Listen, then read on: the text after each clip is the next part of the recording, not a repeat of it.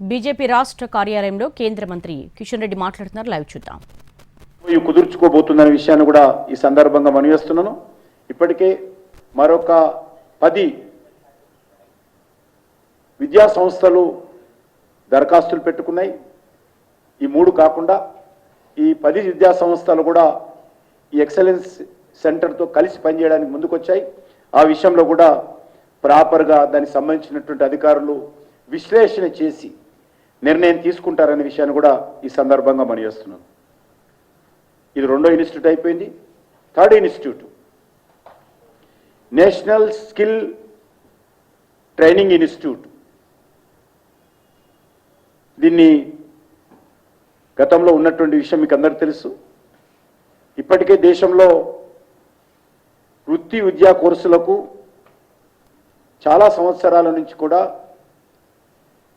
మరి కావాల్సినటువంటి ట్రైనింగ్కు ఐటీఐలు వెన్నెముకలాగా పనిచేస్తూ ఉన్నాయి. 1950 నుంచి కూడా ఈ ఐటీఐలు పనిచేస్తూ ఉన్నాయి.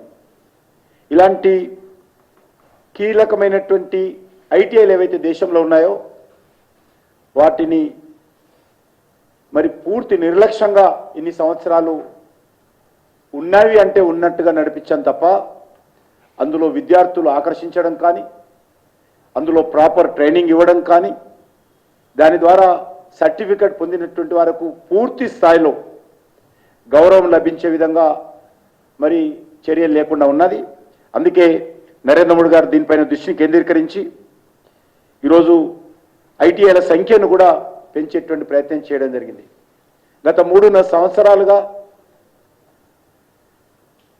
మరి 47% ఈ యొక్క న్యూ ఐటీఐలు వృద్ధితో ఐటీఐల సంఖ్య ఈరోజు 14,615 ఐటీఐలు ఈరోజు దేశంలో పెరిగాయి. ఇందులో ప్రభుత్వం తరఫున 3,316 గవర్నమెంట్ ఐటీఐలు ఉన్నాయి. మిగిలిన ప్రైవేట్ ఐటీఐస్ ఉన్నాయి. 681 జిల్లాలలో దేశంలో ఈ ఐటీఐలు పనిచేస్తూ ఉన్నాయి. ప్రతి ఏటా ఈ ఐటీఐలో చేరుతున్నటువంటి వారి సంఖ్య 14,40,000 ఉండింది. 2014లో 9 లక్షలు ఉండేది. ఈరోజు అది 14,40,000కు చేరింది.